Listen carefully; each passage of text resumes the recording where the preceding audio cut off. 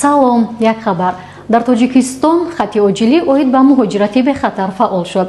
агар шумо нияти кор дар хориҷаро доред ва намедонед ба куҷо раведу аз куҷо оғоз кунед, пас ба рақами хати оҷилӣ 900 800 800 занг занед.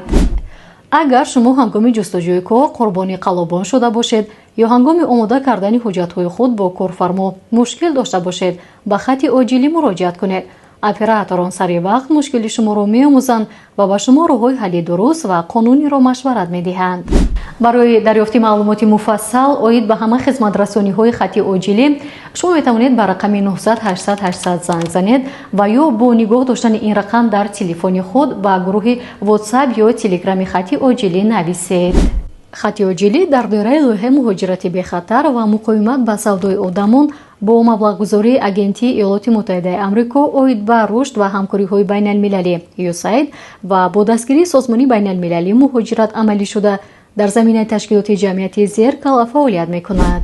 дар ёд доред, хати оҷилӣ ин роҳнамои боэътимоди шумо барои оғози муҳоҷирати бехатар мебошад.